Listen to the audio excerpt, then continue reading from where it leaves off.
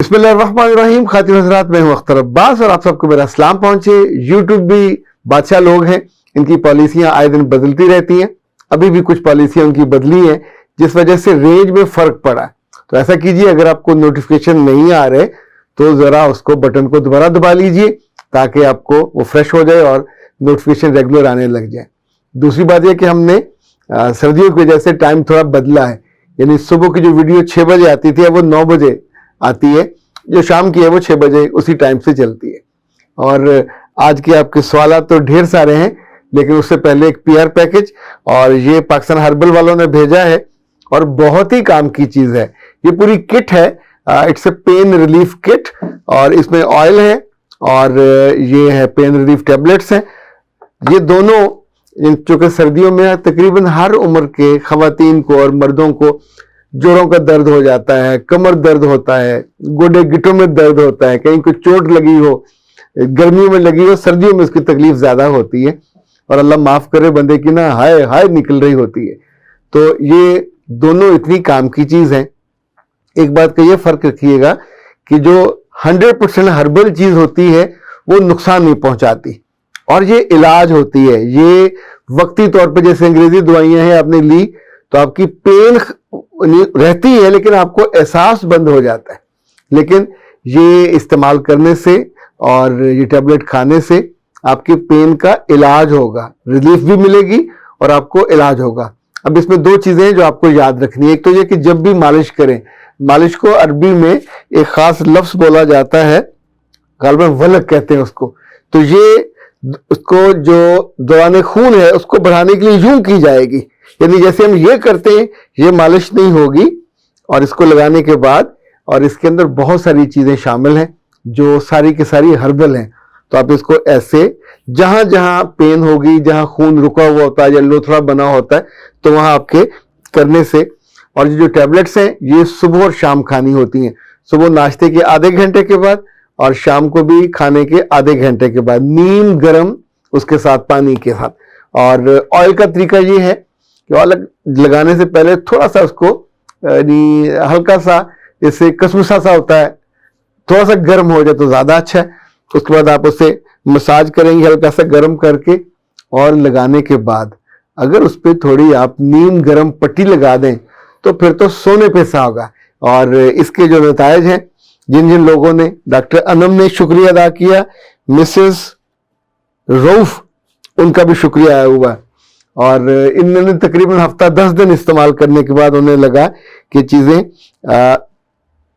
इब्राहिम साहब ने कहा मुझे चोट लगी थी, मेरा मांस फट गया था और मैं बहुत तकलीफ में था, तो मैंने ये दोनों इस्तेमाल किए हैं, बहुत इसका फर्क पड़ा है। जिन खवातीन हज़रात को पट्ठों के दर्द होते हैं, ये उनके लिए भी बहुत इस्तेमाल की बेहतरीन चीज है। इन्हें बनाया है पाकिस्तान हर्बल ने और डॉक्टर नौशीन साहबा ने बनाया भी है, इसको रिकमेंड भी किया है। एडवांस फार्मूला है for joint strength, flexibility and mobility, promotes healthy joints.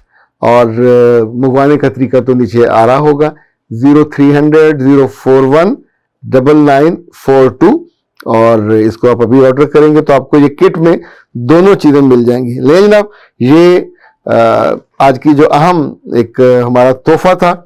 वैसे तो जो मैंने पहना हुआ ये भी तोहफा है, और अभी मैं भावलनगर के दौरे पे गया था तो वहां मिला। भावलनगर में 26 फरवरी को इंशाल्लाह पेरेंट्स का एक बहुत बड़ा होगा ट्रेनिंग। अब देखते हैं, संडे है, दिन में कोई वक्त होगा तो इस दौर में गया तो बहुत सारे हमारे दोस्त, खास तौर पे हरुणाबाद से जमील साहब ने, और उन्होंने शिकवा किया, और भी बहुत से लोगों ने नीचे मैसेज किए कि आप हमने क्यों महरूम रखा, हमें बताते तो हम पहुंच जाते।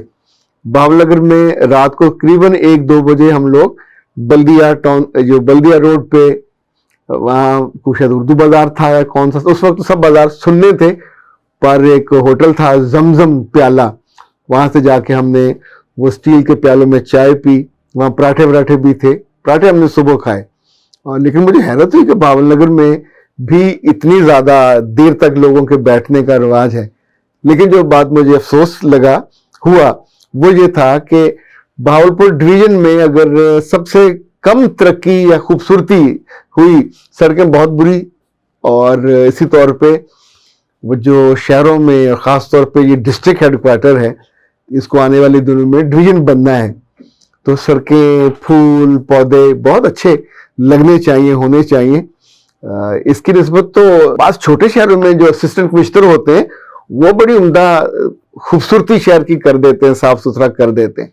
तो इस पे लोग अगर तवज्जो करें तो ज़ाहिर है।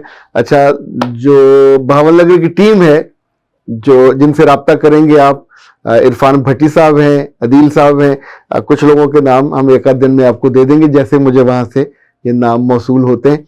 और होपफुली 25 की शाम को मैं वहाँ पहुँचूंगा, रात हम वहाँ रहेंगे, गपशप करेंगे, खाना खाएंगे, और 27 को ये प्रोग्राम करके फिर वापसी लाहौर। अच्छा जी, आज का जो इशू है वो एक बहुत पढ़ी लिखी बच्ची है, एमफिल है, और उसने कहा मेरा नाम ना लीजिए, तो मैं नाम नहीं ले रहा। वैसे मेरा जी चाह रहा था कि मैं शरारत करूं और कहूं कि अनीसा ने कहा है, नहीं अनीसा उसका नाम नहीं है, कि मेरा नाम मत लीजिए और ये मेरा इशू है। इन्हें अपने घर, माँ बाप के घर आए हुए 3 माह हो गए, और इनकी अपनी सास से और नंद से खूब लड़ाई हुई शादी के तकरीबन 2-3 माह के बाद ही। सच्ची बात यह है कि उनकी बातें सुन के मुझे बिल्कुल अच्छा नहीं लगा। मैंने उनसे भी कहा कि बेटा, अल्लाह ने आपको मौका दिया इतना पढ़ने का, किताबें पढ़ी, इतने असातिज़ा से पढ़ा, इतने तालीमी इदारों से पढ़ा, और जिस बात पे आप लड़के आए हो, अच्छा लड़के आने को अगर हम थोड़ा सा रीडिफाइन करें तो बेइज्जती करवा के आए हो, या जो आप पे इल्ज़ाम लगा है वो नखट्टू होने का, या जैसे एक बेतरतीबी आपकी ज़ात में होती है, जिसको पंजाबी में तो खैर बहुत ही बुरा लफ्ज़ इस्तेमाल किया जाता है। यानी इनकी सास कहती थी कि जब मैं सुबह 8-9 बजे तुम्हारे कमरे में आती हूँ तो ऐसा लगता है कि जैसे जानवरों का कमरा हो, रजाई, कंबल जो भी है बेतरतीबे, जूते कहीं, सॉक्स कहीं, और लगता नहीं है कि किसी पढ़ी लिखी और समझदार लड़की का कमरा है।